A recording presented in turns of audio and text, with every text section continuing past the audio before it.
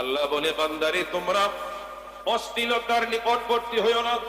যে কাজ করলে, যে জায়গায় গেলে তোমরা অশ্লীলতায় ডুবে যাবা, ওই অশ্লীলতার মধ্যে তোমরা কোনোদিন প্রবেশ করো না, যেটা আমি আল্লাহ এবং আমার বন্ধু পছন্দ করে না।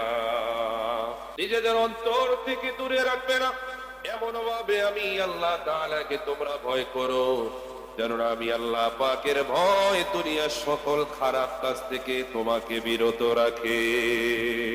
আল্লাহু আকবার। আমরা চাই কি চাই না? একটু ইমানি আওয়াজ দিয়ে বলতে হবে, চাই কি চাই না? এবার রব্বুল আলামিন বললেন, বান্দারি, আমার নূরের নবী, মায়ার নবী বলেন, উম্মতেরা, তোমরা যে 31 নাইট এটা কেন নিষেধ তোমরা জানোনি? কেননা এটা ইসলামিক সংস্কৃতি নয়, এটা হচ্ছে অমুসলিমদের সংস্কৃতি। আল্লাহ ও তার রাসূল ইসলামের কোন বান্দা এবং উম্মতকে অমুসলিমদের সংস্কৃতি অনুসরণ, অনুকরণ, আমল না করার জন্য আল্লাহ এবং তার রাসূল নির্দেশ দিয়েছেন। বলেন না সুবহানাল্লাহ। সেই বিষয় সম্পর্কে আল্লাহ পাক বলেন, মহাগ্রন্থ আল কোরআনের অন্যতম সূরা, সূরা জাসিয়ার 18 নং আয়াতে আল্লাহ পাক বলেন, ওয়ালা তাত্তাবিউ আহওয়াআল্লাযীনা লা ইয়ালামুন।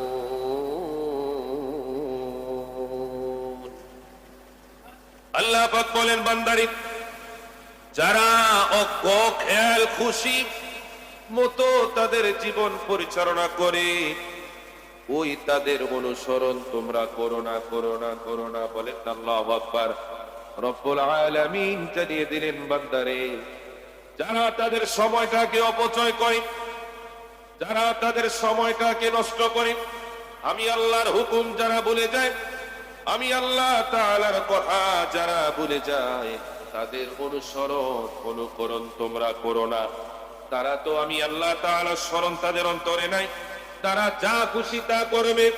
তুমি যা খুশি তা করতে পারো না, কেননা তোমার ভিতরে আমি আল্লাহর ভয় রয়েছে, আমার নবীর আদর্শ রয়েছে। বলেন সুবহানাল্লাহ।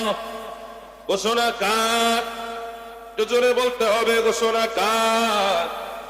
বলেন আল্লাহু আকবার। এবার নূরের নবী, মায়ার নবীজি তার নূরানী জবান মোবারকে বলেন, ইমামে আবু দাউদ শরীফের 4031 নম্বর হাদিস শরীফের মধ্যে আমার নূরের নবী, মায়ার নবী, গায়েবের খবর দেনেওয়ালা নবী, জিন্দা নবীজি তার নূরানী জবানে বলেন, মান তাশাব্বাহা বিকওমিন ফাহুয়া মিনহুম। যে ব্যক্তি অন্য কোন জাতির অনুসরণ করবে, সে তাদেরই দলের অন্তর্ভুক্ত হয়ে যাবে। বলেন না নাউযুবিল্লাহ। এজন্য ইহুদি নাসারা তারা আমাদের জাতি নয়, তাদের জাত অন্য। তাদের জাত কি? কথা বলে না, তাদের জাত কি? অন্য। আমরা যদি তাদের অনুসরণ করি, তাহলে আমরা তাদের অন্তর্ভুক্ত হয়ে যাব। রব্বুল আলামিন আমাদেরকে নির্দেশ দিলেন, বান্দারে, তোমরা মুসলমান হয়ে, ইমানদার হয়ে অন্য কোন জাতির তোমরা অনুসরণ করবে না। যদি অনুসরণ করতে হয়, আমার হাবিবের অনুসরণ কর। বলেন না সুবহানাল্লাহ। আমরা আমার নবীর আদর্শের অনুসরণ করতে চাই কি চাই না? আল্লাহ পাক যেন কবুল করে। সবাই বলেন আমিন। রব্বুল আলামিন এই দিবসকে কেন আমাদের জন্য হারাম করেছেন খেয়াল করেন। আনন্দ উদযাপন করা ভালো কাজ, এটা খারাপ কাজ নয়, কিন্তু আনন্দ উদযাপনের নামে আপনি যা খুশি তা করবেন। ইসলাম আপনাকে এত বড় এখতিয়ার, এত বড় স্বাধীনতা দেয় নাই। কথা বলে ঠিক কিনা? অনেকে বলে থাকেন, হুজুর আমরা তো শুধুমাত্র এই রজনীতে একটু সেলিব্রেট করি, সেলিব্রেশন করি, একটু আনন্দ করি, উল্লাস করি, এতে কি এমন সমস্যা? কিন্তু ইসলামী আনন্দ করা ভাই নিষেধ করে নাই, নিষেধ করে নাই। আপনি আনন্দ করেন না, কিন্তু এটা হবে ইসলামের পথে। বলেন না সুবহানাল্লাহ। কোরআন সুন্নাহর পথে, কোরআন ও সুন্নাহর বাহিরে গিয়ে নিষিদ্ধ পন্থায়, হারাম পন্থায় এই সেলিব্রেশনই আনন্দ করা আমার আল্লাহ এবং তার রাসূল নিষেধ করেছেন। বলেন না আল্লাহু আকবার। সেই বিষয়ে রব্বুল আলামিন মহাগ্রন্থ আল কোরআনের সূরা বাকারার 205 নম্বর আয়াতে আল্লাহ পাক বলেন, ইন্নাল্লাহা লা ইউহিব্বুল ফাসাদ। আল্লাহু আকবার। আল্লাহ পাক বলেন, নিশ্চয়ই আল্লাহ অশ্লীল ও ফাসাদ কাজকে পছন্দ করে না। আল্লাহ পাক বলেন, বান্দারি আমি আল্লাহ অশ্লীলতা পছন্দ করি না, ফিতনা ফাসাদও পছন্দ করি না। বলেন না সুবহানাল্লাহ। এজন্যই নূরের নবী মায়ার নবী যে বলতেছে, উম্মতেরা রে কিয়ামতের দিন বান্দাকে তার জীবন সম্পর্কে প্রশ্ন করা হবে।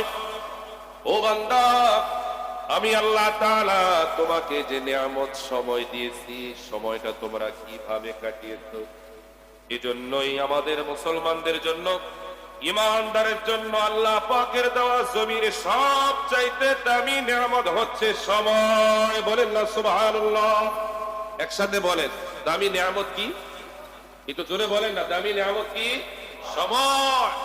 যেটা crore crore million billion trillion টাকা দিও এক মুহূর্ত সময় কিনা যায় না। কথা বলেন ঠিক কিনা?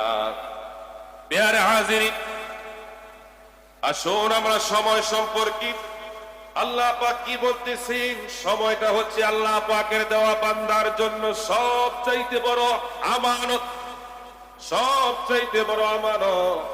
পৃথিবীর জমিনে যতগুলো মানুষ মারা যায়, ঈমানদার মারা গেলে আফসোস করে, আল্লাহ কেন আরো সুন্দর করে আপনার ইবাদত বন্দেগী করতে পারলাম না।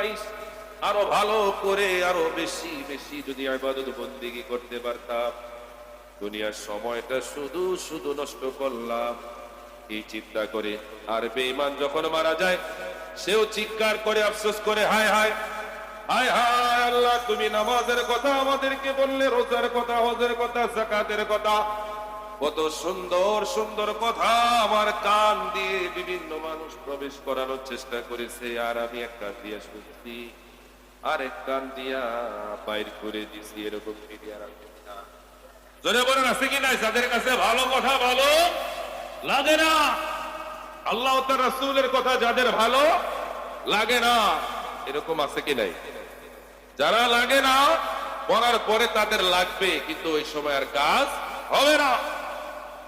এজন্যই রব্বুল আলামিন মহাগ্রন্থ আল কোরআনের অন্যতম সূরা, যে সূরাটার নাম হচ্ছে সূরা আসর। বলেন না সুবহানাল্লাহ। রব্বুল আলামিন বলতেছেন, ওয়াল আসর, আল্লাহ তাআলা সময়ের কসম খেয়ে বলতেছে, বান্দারে আমি আল্লাহ তাআলা সময়ের শপথ করে নিলাম। বলেন না সুবহানাল্লাহ। কালের শপথ করলেন, সময়ের শপথ করলেন। কেন আল্লাহ শপথ করলেন? রব্বুল আলামিন পরের অংশে বললেন, ইন্নাল ইনসানা লাফি খুসর, নিশ্চয় সকল মানুষ ক্ষতির মধ্যে নিমজ্জিত রয়েছে, ক্ষতির মধ্যে রয়েছে। জোরে বলেন আল্লাহু আকবার। আমি আপনি যা আছি দুনিয়ার জমিনে, যত বান্দা আছে সব বান্দা ক্ষতির মধ্যে। ঘোষণা কার? কথা কয় না, ঘোষণা কার? তাহলে প্রশ্ন আসতে পারে, হুজুর বলেন কি নামাজ, তাহলে আমরা নামাজ পড়লাম, এই নামাজ পড়েও কি ক্ষতি? রোজা আসতেছে, রোজা রাখবো, তাহলেও কি আমাদের ক্ষতি হবে? আমরা হজ করি, ক্ষতি হবে নি? যাকাত দিই, আমাদের কি ক্ষতি হবে? এবার আসেন, এতটুকু পড়লেই তো আমরা পাগল হয়ে যাব? আল্লাহ বলে, বান্দা একটু সামনের দিকে যান। এবার সূরা আসরের 3 নম্বর আয়াতের দিকে যখন আমরা তাকালাম, আল্লাহ তাআলা আরো সুন্দর করে বুঝিয়ে দিলেন, বান্দারে দুনিয়ার সব মানুষ ক্ষতির মধ্যে রয়েছে, কিন্তু এই সব মানুষের মধ্যে এমন কিছু মানুষ রয়েছে, যে মানুষগুলো ওই মানুষের মধ্যে থেকেও তারা ক্ষতির মধ্যে থাকবে না। এবার আল্লাহ পাক বললেন, ওই বান্দারা কারা, তাদের পরিচয় আল্লাহ নিজেই দিতেছেন। যারা ক্ষতির মধ্যে নাই, ক্ষতি থেকে আল্লাহ যাদেরকে বাঁচিয়ে রেখেছেন। বলেন সুবহানাল্লাহ। রব্বুল আলামিন বললেন ইল্লাল্লাযীনা আমানু ওয়া আমিলুস সলিহাতি ওয়া তাওয়াসাউ বিল হক ওয়া তাওয়াসাউ বিস সবর। বলেন না সুবহানাল্লাহ। আল্লাহ পাক বললেন ইল্লাল্লাযীনা আমানু, কিন্তু তারা ব্যতীত, তারা বলতে কারা? আমানু, যারা আমি আল্লাহ পাকের প্রতি ঈমান আনে। বলেন সুবহানাল্লাহ। এটা হলো এক ক্যাটাগরি। রব্বুল আলামিন বললেন ওয়া আমিলুস সলিহাত, যারা উত্তম কর্ম করে, সৎ কর্ম করে, এই দ্বিতীয় ক্যাটাগরির বান্দারা। 3 নাম্বার হচ্ছে ওয়া তাওয়াসাউ বিল হাক্কি ওয়া তাওয়াসাউ বিস সবর। আল্লাহ পাক বললেন যারা পরস্পর কি ধৈর্য ধারণের জন্য উপদেশ দেয়, যারা নিজেরাও ধৈর্য ধারণ করে এবং পরস্পরকে ধৈর্য ধারণের জন্য যারা সবসময় উপদেশ দেয়, যারা সবসময় সাপোর্ট দেয়, ওই 3 শ্রেণীর মানুষগুলো হাজার হাজার কোটি কোটি ক্ষতিগ্রস্ত মানুষের মধ্যে তারা ক্ষতিগ্রস্ত হবে না। বলেন আল্লাহু আকবার। তাহলে সবাই ক্ষতিগ্রস্ত কয় শ্রেণী বান্দা ছাড়া? 3 শ্রেণী। সবাই তো বলেন না কয় শ্রেণী? কোথায় আলোচনা করেছে আল্লাহ? সূরা আসর। সূরা আসরে আল্লাহ তাআলা 3 শ্রেণী বান্দা ছাড়া সবাই ক্ষতির মধ্যে আছে। এই 3 শ্রেণী বান্দা আমরা হতে চাই কি চাই না? জোরে বলেন, চাই কি চাই না? এই 3 শ্রেণী বান্দা যদি হতে চাই, আমাদের সর্বপ্রথম সময়ের মূল্যটা বুঝতে হবে। সুবহানাল্লাহ। কিসের মূল্য বুঝতে হবে? সময়ের মূল্য। সময় হচ্ছে আল্লাহ পাকের দেওয়া সব চাইতে বড় রহমত না কিয়ামত? জোরে বলেন, রহমত না কিয়ামত? রহমত। এই রহমত এমন যে রহমতটা হচ্ছে আমার আপনার জন্য দুনিয়া এবং আখিরাতের সব চাইতে বড় নাজাতের আমানত। বলে তা সুবহানাল্লাহ। যে দুনিয়ার জমিনে আমানত গুলো রক্ষা করবে, সে কবরে নাজাত পাবে, হাসরে যার ত্রাণ পাবে, মিজানে পুলসেরাতে যত তার পরীক্ষা হোক না কেন, এই আমানত রক্ষা করলে আমার আল্লাহ প্রত্যেকটা পরীক্ষায় তাকে ফার্স্ট ডিভিশনে পাস করিয়ে দিবেন। বলেন না ইয়া রাসূলুল্লাহ। এবার রব্বুল আলামিন বললেন বান্দারে তোমরা ঈমান যারা এনেছো তারা বেঁচে যাবে। 2 নাম্বার হচ্ছে যারা নেক কাজ করো তারা বেঁচে যাবে, যারা ধৈর্য ধারণ করো, উপদেশ দাও, তারা বেঁচে যাবে। এবার নূরের নবী, মায়ার নবীজি তার নূরানী জবান মুবারকে বলেন বান্দারে তোমরা 5টি বিষয় ঘটার আগে তোমরা এই 5টা বিষয়কে তোমাদের সর্বশ্রেষ্ঠ আমানত গনিমত মনে করবে। বলেন না সুবহানাল্লাহ। নবীজি বললেন 1 নাম্বার, তাহলে তোমরা শুনে নাও। 1 নাম্বার হচ্ছে শাবাবাকা ক্বাবলা হারামিকা। বলেন আল্লাহু আকবার। তোমাদের বয়স হওয়ার আগে যৌবন কালটাকে রে বান্দা তোমরা মূল্যায়ন করো। 2 নাম্বার নবীজি বললেন ওয়াসিহহাতাকা ক্বাবলা সুকমিকা। অসুস্থ হওয়ার আগে তোমাদেরকে আল্লাহ তাআলা যেই দামি নিয়ামত সুস্থতা দিয়েছেন, এই সুস্থতাকে তোমরা মূল্যায়ন করো। বলেন সুবহানাল্লাহ। 3 নম্বর নবীজি বললেন ওয়াগিনাআকা ক্বাবলা ফাকরিকা। তোমরা ব্যস্ত হওয়ার আগে অবসর সময়টাকে তোমরা মূল্যায়ন করো। ঘোষণা কার? আমার নবীজির। বলেন না সুবহানাল্লাহ। নবীর কথা কার কথা? আরো জোরে বলেন কার কথা? জোরে বলেন সুবহানাল্লাহ। এবার নূরের নবী, মায়ার নবীজি তার নূরানী জবান মুবারকে বললেন ওয়াকিনাকা ক্বাবলা ফাকরিকা। তোমরা গরীব হওয়ার আগে তোমাদেরকে যে আল্লাহ সম্পদ দিয়েছেন সেই সম্পদটাকে তোমরা মূল্যায়ন করো। ওয়া ফারাগাকা ক্বাবলা শুগলিকা। তথা ব্যস্ত হওয়ার আগে অবসর সময়টাকে মূল্যায়ন করো। 5 নাম্বার বলতেছেন ওয়া হায়াতাকা ক্বাবলা মাউতিকা। বান্দারে মৃত্যু আসার আগে তোমাদের হায়াতের এই জীবনটাকে তোমরা মূল্যায়ন করো। 5টা জিনিস। সবাই বলে কয়টা? আমরা আরেকবার একটু স্মরণ করে নি। আপনারা হাতের কর গণেন, সবাই গণেন, তাহলে মনে থাকবে, দেমাগে চলে যাবে, তাসির আসবে, ইনশাআল্লাহ আমল করতে সহজ হবে। সবাই আমার দিকে তাকান। রেডি? তাকাইছে? সবাই রেডি, প্রস্তুত? তাহলে 1 নাম্বার আমরা কি বললাম? 1 নাম্বার বলেছি বয়স হওয়ার আগে যৌবন কালটাকে কি করা, মূল্যায়ন করা।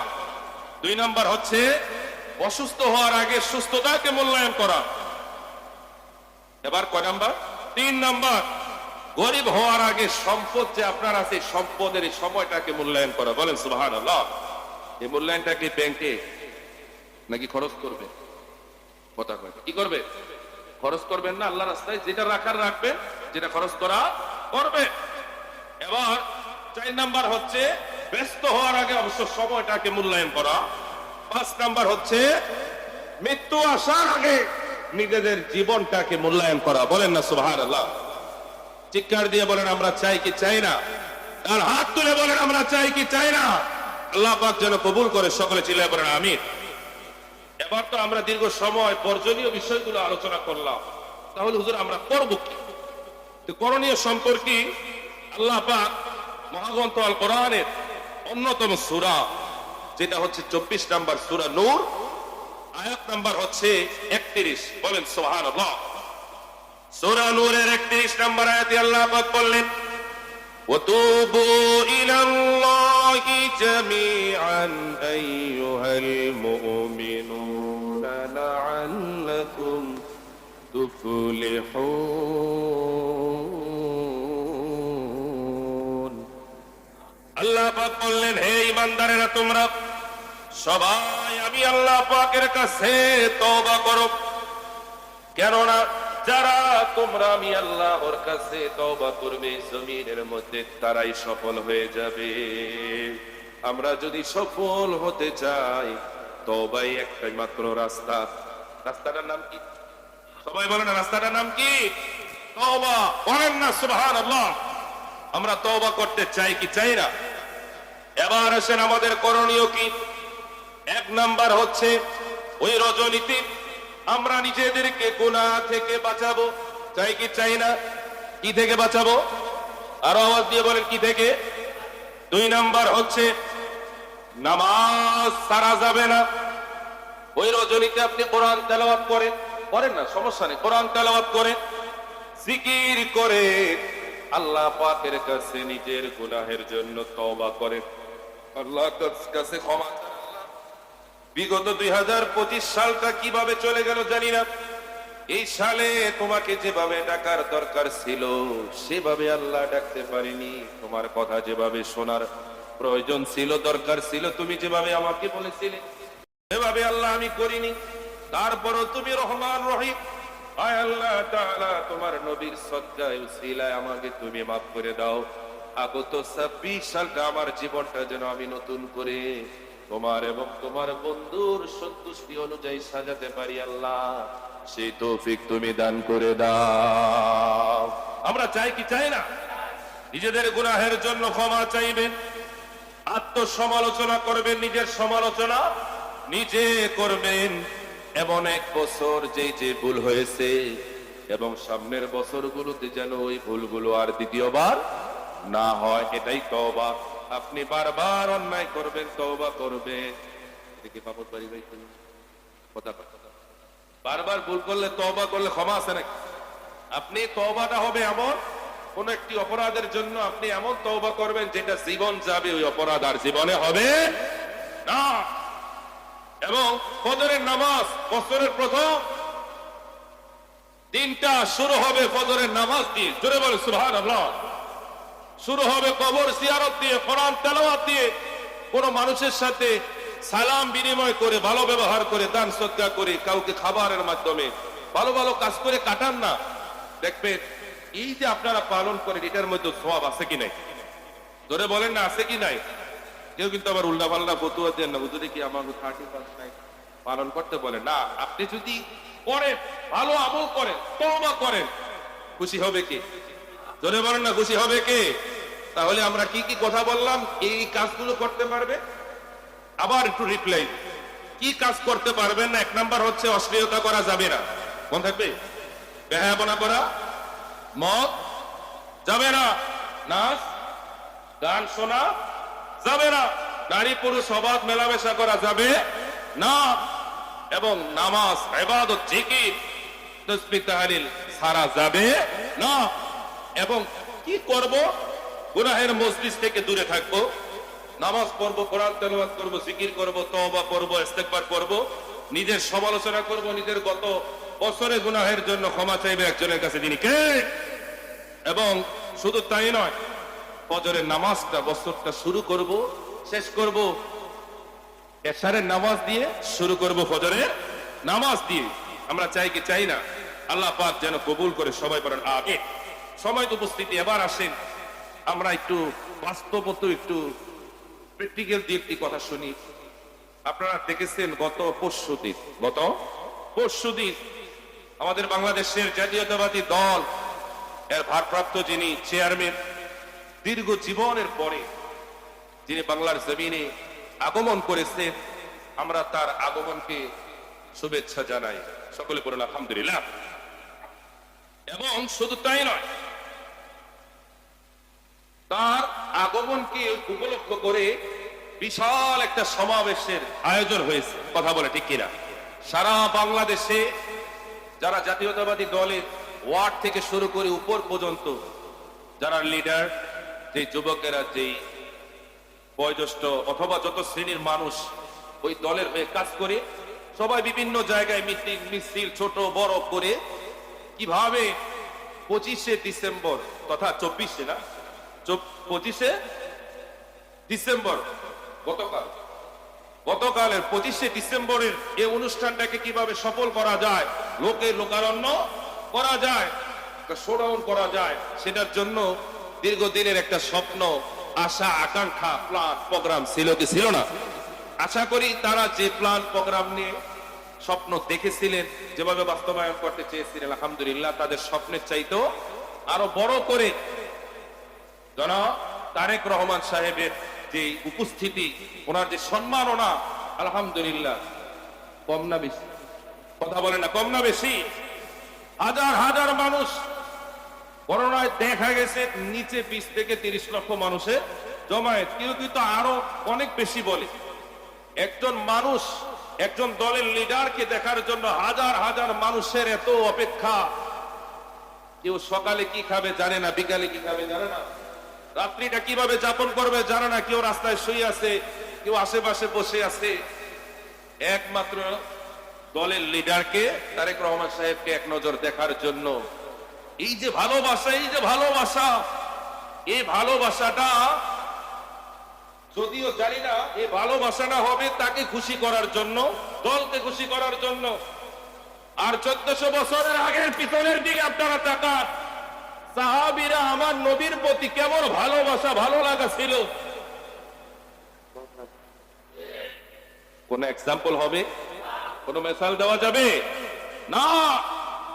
দেওয়া যাবে না।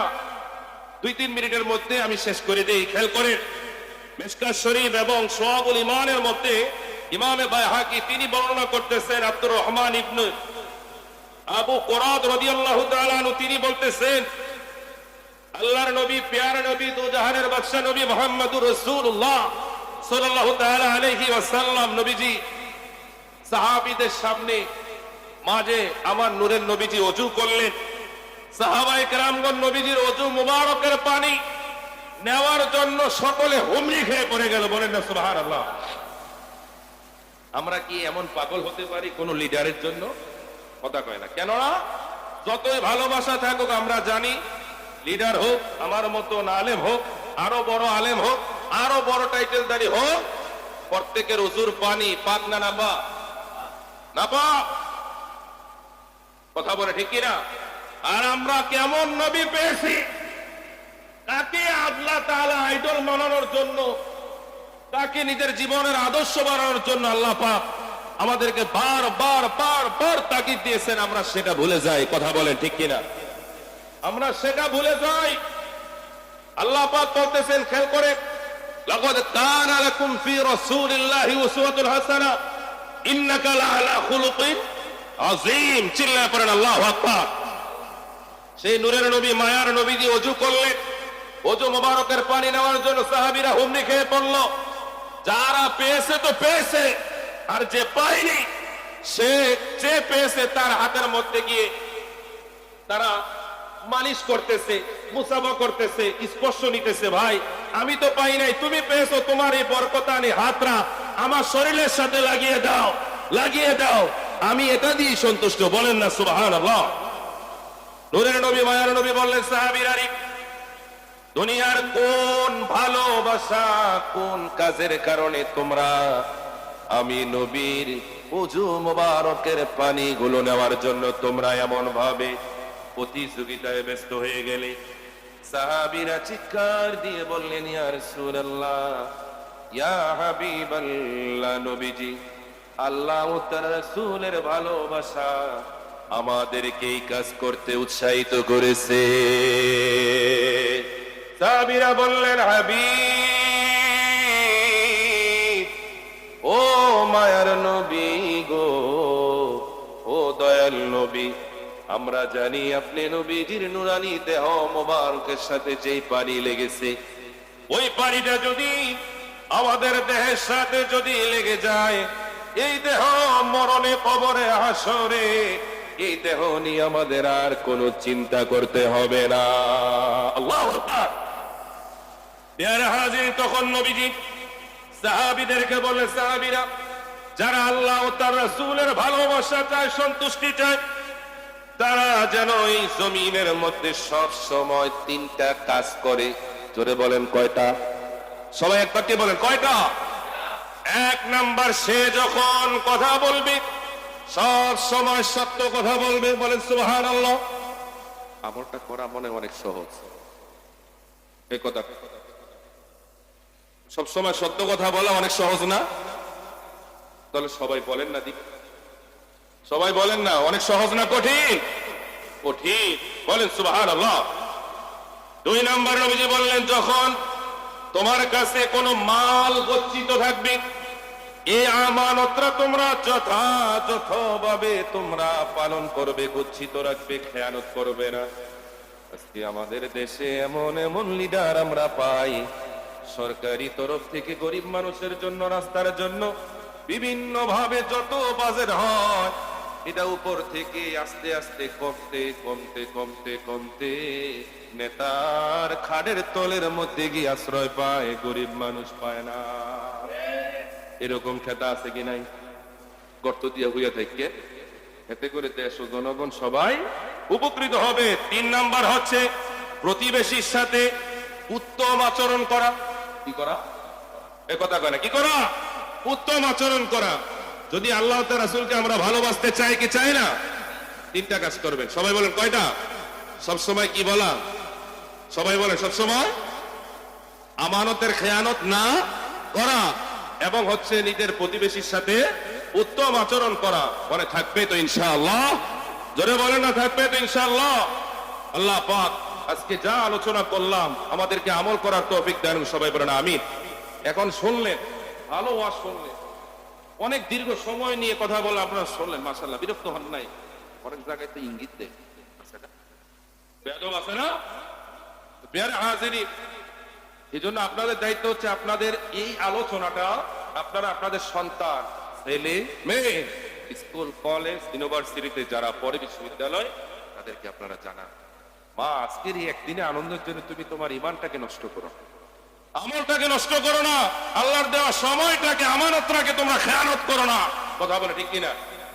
ভালো করে বলবেন, ভালোবাসা দিয়ে বলবেন। না শুনলে রাগ করবেন। কোন জায়গায় রাগ করতে হয় এটাও আমরা জানি না। কথা কয়, কোন জায়গায় ধমক দিতে হয় সেটাও জানি না।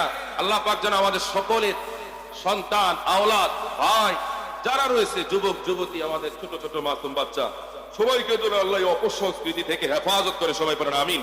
নিজের জীবনের চাইতে আল্লাহ তার রাসূলকে যেন ভালোবাসার তৌফিক দান। সবাই বলেন আমিন। 31st নাইট, এটা এমন একটা সংস্কৃতি 1400 বছরের ইতিহাসে, তথা হিজরির, খেয়াল করে, হিজরির 1447 হিজরির ইতিহাসে কোনদিন কোন মুসলমান, কোনদিন কোন সাহাবা, তাবি, তাবতাবি, খুলাফায়ে রাশিদিন, আইম্মে মুজতাহিদিন, সালফে সালেহিন, কোন মাযহাবের ইমাম, বাংলার জমিনে যারা দ্বীন ইসলাম প্রচার প্রসার করেছেন, সারা পৃথিবীতে যারা কোরআন ও হাদিসের খেদমত করেছে এমন কোন আলেম, এমন কোন মুফতি, ফকি, মুহাদ্দিস, মুফাসসির উনি আল্লাহ তাদের জীবনীতে এই রজনী পালন করার কোন ইতিহাস, কোন ঘটনা পাওয়া যায় না। কেননা এটা 31st নাইট, এটা ইসলামী সংস্কৃতি নয়, এটা পুরোটাই পাশ্চাত্য সংস্কৃতি, এটা পুরোটাই ইহুদি নাসারাদের সংস্কৃতি। কথা বলে ঠিক কিনা? যেটার সাথে ইসলামের কোনো সম্পর্ক নাই। অনেকে বলতে পারে 31st নাইট মানে কি? 30 মানে হচ্ছে 30, ফার্স্ট মানে প্রথম, নাইট মানে রাত, তথা প্রথম রাত। 31 তারিখের যে রাত্রটা, 31 তারিখের যে রাত্রটা, এটাকে বলা হয় 31st নাইট। আপনারা জানেন বাংলা মাস শুরু হয় সকাল থেকে, বাংলা দিন দিবস শুরু হয় সকাল থেকে, আর ইংরেজি শুরু হয় রাত 12টা থেকে। রাত 12টা থেকে তারিখ চেঞ্জ হয়, আর আরবি তারিখ চেঞ্জ হয় সন্ধ্যা থেকে তথা মাগরিব থেকে। বলেন না সুবহানাল্লাহ। তো সেই সুবাদে 26, আজকে ধরেন ডিসেম্বরের 26 তারিখ, কত তারিখ? 26 তারিখ। সেই সুবাদে 31শে ডিসেম্বর হবে বুধবার। সবাই বলেন কি বার? বুধবারে। তো বুধবারে দিন গিয়ে রাত্রে 12টা বাজে দেখবেন গোটা নারায়ণগঞ্জ গলিতে গলিতে শুধু উৎসব আর উৎসব, আলো আর আলো, ঝলমল ঝলমল, যেন আজকে অনেক বড় একটা ঈদের দিন মনে হয়। কিন্তু আমাদের যে ভাইয়েরা, বোনেরা, আমাদের যে সন্তানেরা যারা এ রজনীতে উল্লাস করে, ফুর্তি করে, আনন্দ করে, আসলে এটা কি ভালো কাজ করতেছে না খারাপ কাজ করতেছে, সেই বিষয় নিয়ে আমাদের আজকের আলোচনা। আল্লাহ পাক যেন কবুল করে। সবাই বলেন আমিন। দেখেন 31st নাইটের ভয়াবহতা, এটার বাস্তবতাটা কি, এটা কেন ইসলাম সাপোর্ট করে না, কেন এটা ইসলামের মধ্যে গ্রহণযোগ্য কোন রাত্র নয়, কেন এটা ইসলামী সংস্কৃতি নয়, এটার প্রমাণ আমরা বাস্তব দেখতে পাই। 31st নাইটের ভয়াবহতা কি, এটার বাস্তবতাটা কি, এটার সাইড এফেক্টটা কি, আপনারা আলোচনা শুনলেই তাহলে আপনারা বুঝতে পারবেন। আপনারা একটু আমার দিকে তাকান। 1 নাম্বার হচ্ছে এই 31st নাইটে আপনারা দেখবেন আমাদের যুবক সমাজ এবং যুবতী সহ গোটা এই কালচারটা অশ্লীলতায় ভরপুর হয়ে যায়। কথা বলে ঠিক কিনা? 1 নাম্বার কি? অশ্লীলতা। সবাই বলেন 1 নাম্বার কি? অশ্লীলতা। 2 নাম্বার হচ্ছে বেহায়াপনা।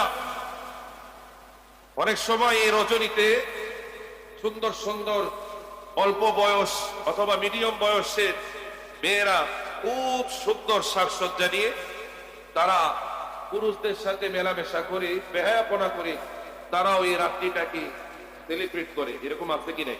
সেলিব্রেশন করে, এরকম আছে না? তো এটা হচ্ছে বেহায়াপনা, অশ্লীলতা ইসলাম সাপোর্ট করে না, বেহায়াপনা ইসলাম সাপোর্ট করে না। এবার আসে 3 নাম্বার কোনটা? 3 নাম্বার হচ্ছে এই রজনীতে অনেকে ফুর্তির নামে মদ্যপান করে। জোরে বলেন নাউজুবিল্লাহ। এবং ডিজে গান, অশ্লীল গান বাদ্য, বিশাল বড় সাউন্ড সিস্টেমের মাধ্যমে গান বাদ্য, যুবক যুবতীরা তথা ইয়াং জেনারেশন যারা, অনেক সময় মুরব্বীরাও হয়ে থাকে, কথা ঠিক কিনা? অনেক সময় অর্থশালী, বিত্তশালী, প্রভাবশালী, বড় বড় ক্ষমতাশীল ব্যক্তিবর্গ তারাও এই পার্টির সাথে নিজেকে সংযোগ রাখে। জোরে বলেন নাউজুবিল্লাহ। এরকম গান বাজনা, শুধু তাই নয়, একদিকে মদ, আরেকদিকে গান, আরেকদিকে নাচ। আছে কি নাই? কথা বলেন আছে কি নাই? তাহলে আমরা পেলাম এ রজনীতে অশ্লীলতা হয়, বেহায়াপনা হয়, গান হয়, নাচ হয়, মদ্যপান হয়, নারী পুরুষ অবাধ মেলামেশা হয়। কত বোন যে আজকে তথা 31st নাইটে ধর্ষিত হয়, নিজের সম্মান নষ্ট করে কারোর সাথে শেয়ারও করতে পারে না, বলতেও পারে না।